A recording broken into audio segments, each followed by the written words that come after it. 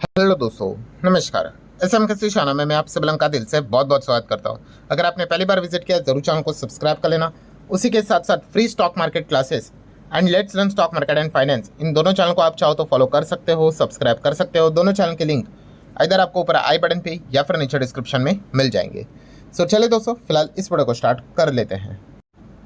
ठीक है दोस्तों, अभी हम लोग आ चुके हैं बिल्कुल हमारे नॉर्मल स्क्रीन के ऊपर। एंड दोस्तों, इस वीडियो में हम लोग कवर करने जा रहे हैं बहुत ही एक इंपॉर्टेंट टॉपिक को। देखिए, वॉर वॉर बहुत यहाँ पे इस चीज़ के चलते हर कोई पक चुका है, बट क्या करें, हम इग्नोर तो नहीं कर सकते। जो भी कोई अपडेट विपडेट आएगा तो मैं आप लोगों को बता दूंगा। बट यस, इस वीडियो में हम लोग अदर देन वॉर यहाँ पे बाजार से रिलेटेड एक इंपॉर्टेंट इन्फॉर्मेशन मैं आप लोगों के सामने यहाँ पे रखना चाहूँगा। मतलब देखिए, आज के दिन की बात करें, आज क्या है, 31 है, 31 मार्च। एंड कल के दिन की बात करें तो यस, 1 अप्रैल। हमारे लिए तो भाई न्यू ईयर आपको पता ही है कि यही समय यहाँ पे रहता है। दुनिया के लिए 31 दिसंबर हो सकता है, बट फाइनेंशियल न्यू ईयर की अगर बात कर ले तो ये 31 मार्च और 1 अप्रैल हमें देखने को मिल जाता है। इंपॉर्टेंट पॉइंट क्या है दोस्तों, तो जैसे आपको पता है कि जो नया फाइनेंशियल ईयर स्टार्ट यहाँ पे होता है, बहुत सारे अलग अलग जो नए नियम कानून कायदे जो अनाउंस किए जाते हैं वो इम्प्लीमेंट हो जाते हैं।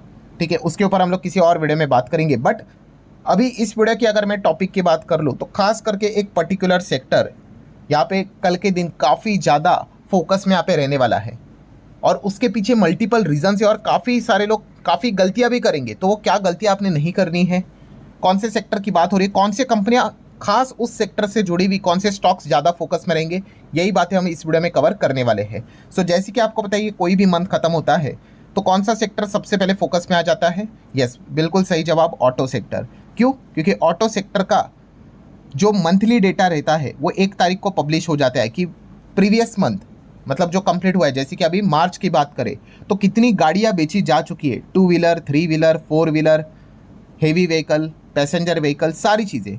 उसका डेटा शेयर होल्डर्स के सामने यहाँ पे रखना पड़ता है, और ये डेटा कल हम लोग को पब्लिश होते हुए देखने को मिलने वाला है। और इस वक्त का ये जो डेटा है दोस्तों, ये काफ़ी ज़्यादा इंटरेस्टिंग यहाँ पे रहने वाला है, और इसके पीछे मल्टीपल रीजंस भी हैं। सबसे पहले तो मैं आप लोगों को बताना चाहूँगा कि क्या गलती आपने नहीं करनी है। मतलब ऑटो सेल्स के जो आंकड़े कल सामने हमारे आ जाएंगे, इन आंकड़ों को हम लोगों ने गलती से भी यहाँ पे क्वार्टर ऑन क्वार्टर अगर आप यहाँ पे जाओगे कंपेयर करने, तो वो बिल्कुल भी नहीं करना है। अगर आपने कंपेयर करना है तो year on year he compare करना है। ऐसा क्यों? तो इसके पीछे का खास वजह है दोस्तों कि आप सभी लोगों को पता है, जैसे मैंने हमेशा आपको कहा है कि आपको बिजनेस की अंडरस्टैंडिंग होनी चाहिए।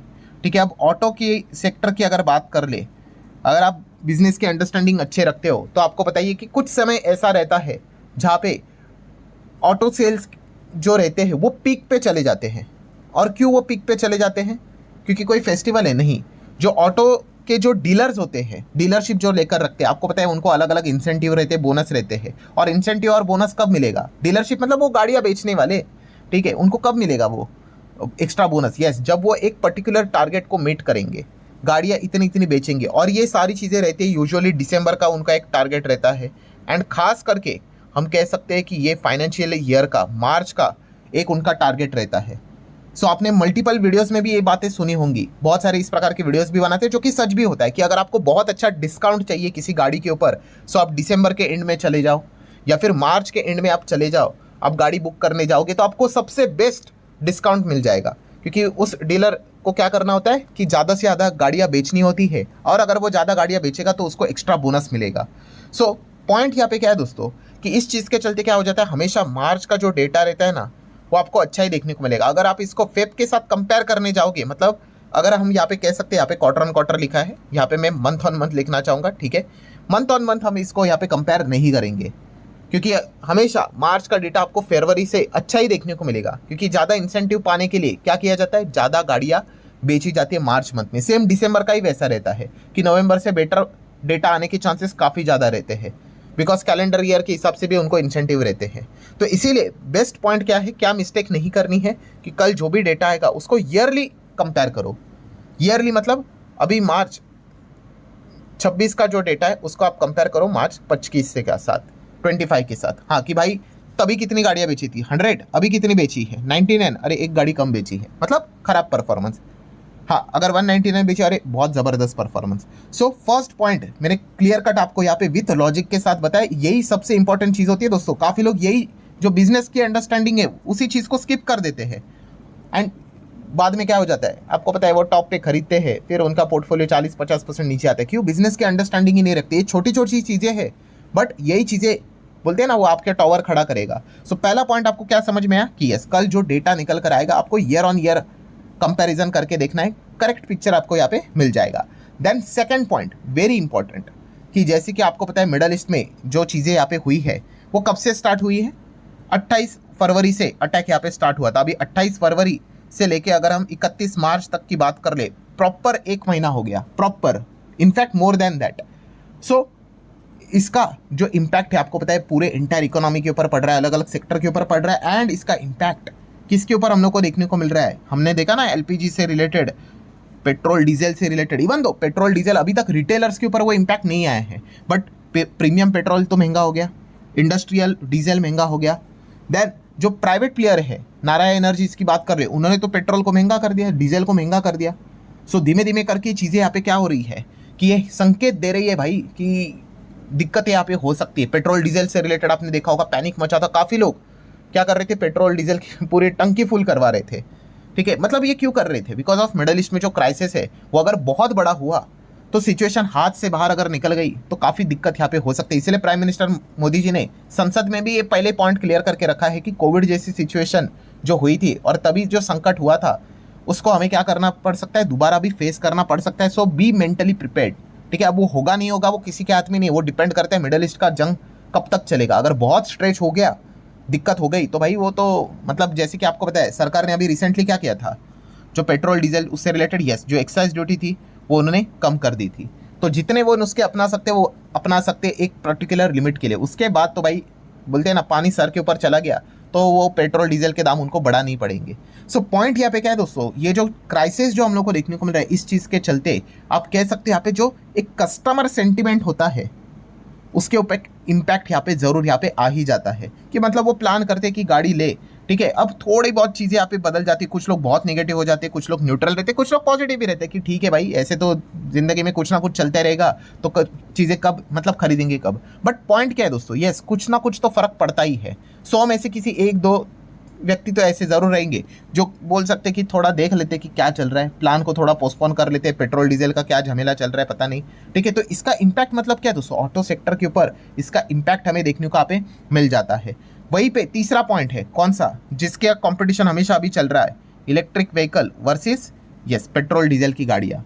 सो पेट्रोल डीजल से रिलेटेड अगर हम बात करें दोस्तों, अभी का जो सिनेरियो चल रहा है ना, वो इलेक्ट्रिक व्हीकल के लिए सबसे ज़्यादा प्रमोशन करने का समय चल रहा है कि भाई ईवी ले लो, भाई देख लो कि कैसी सिचुएशन चल रही। पेट्रोल डीजल के ऊपर आप ज़्यादा निर्भरता रखोगे तो दिक्कत होगी, ईवी के ऊपर शिफ्ट हो जाओ। नो डाउट आप जो आर्ग्यू करने जा रहे हो कमेंट सेक्शन में, मुझे भी पता है कि सर चार्जिंग इंफ्रास्ट्रक्चर पर्याप्त मात्रा में अवेलेबल नहीं है, जो कि सच भी है।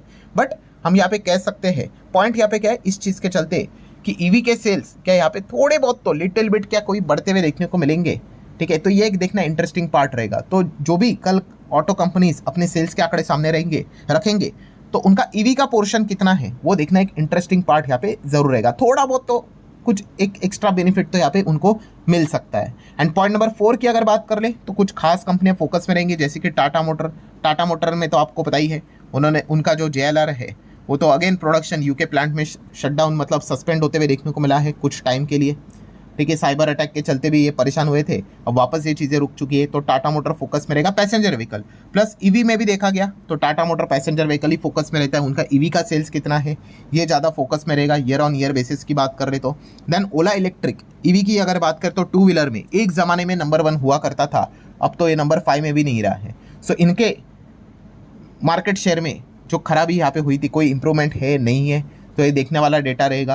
देन इलेक्ट्रिक व्हीकल मतलब बाइक की अगर बात करें तो टीवीएस और बजाज में कांटे की टक्कर चल रही है, जो आप देख सकते हो। टीवीएस नंबर 1 पे 27, बजाज 24, एथर एनर्जी को भी आप देख सकते हैं 18-19 के आसपास देखने को मिल रहा है। हीरो जैसी कंपनियां भी है। सो मतलब क्या इनके भी सेल्स के आंकड़े सामने आएंगे और इनका ईवी से रिलेटेड क्या परफॉर्मेंस चल रहा है इनको भी हम लोगों ने क्या करना है, फोकस में रखना है। देन अदर ऑल भी कंपनियां हैं like Ashok Leyland heavy vehicles में, इनके ऊपर फोकस रहेगा, इनके सेल्स यहाँ पे आंकड़े कैसे चल रहे हैं। देन ट्रैक्टर वाली कंपनीज की बात कर ले तो एस्कॉर्ट कुबोटा की अगर बात कर ले फोकस में रहेगा। वीएसटी टिलर ट्रैक्टर आप चाहो तो इस कंपनी को फोकस में रख सकते हो। अगर आप सोचोगे महिंद्रा भी ट्रैक्टर से रिलेटेड काम करते हैं, बट महिंद्रा के अंदर तो बाकी के भी बिजनेसेस आ जाते हैं, आप सभी लोगों को पता ही है। तो महिंद्रा नॉर्मल भी आपको पता है उनका एसयूवी का बिजनेस, नॉर्मल ऑटो सेल्स का बिजनेस, वो भी चीज़ के चलते महिंद्रा वैसे भी फोकस में रहता ही है। एंड एक ऐसी कंपनी जो शेयर बाजार में नहीं है बट फिर भी फोकस में रहती है वो है MG motor. Yes, JSW MG इन दोनों का जॉइंट वेंचर है। एंड अगर देखा गया ईवी स्पेस में ये लगातार आगे बढ़ रहे हैं। ये कोई शेयर बाजार में लिस्टेड नहीं है बट फिर भी कॉम्पिटिटर तो है बाकी जो लिस्टेड प्लेयर है उनके लिए। सो इनके भी आंकड़े कैसे रहते हैं ये एक देखना इंटरेस्टिंग पार्ट रहेगा। जो पब्लिश डेटा होगा उस हिसाब से अंदाजा आ ही जाएगा।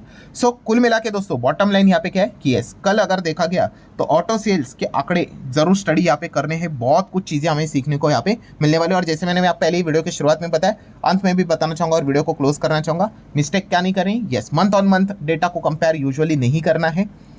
ईयर ऑन ईयर को कंपेयर करने जाओगे तो सेंसिबल डेटा आपको यहाँ पे मतलब कंपैरिजन से हिसाब से पता यहाँ पे चल जाएगा। सो ठीक है दोस्तों, आशा करता हूँ वीडियो हेल्पफुल लगा होगा। चाहो तो लाइक एंड शेयर कर सकते हो। मिलते हैं नेक्स्ट वीडियो में, तब तक के लिए बाय बाय।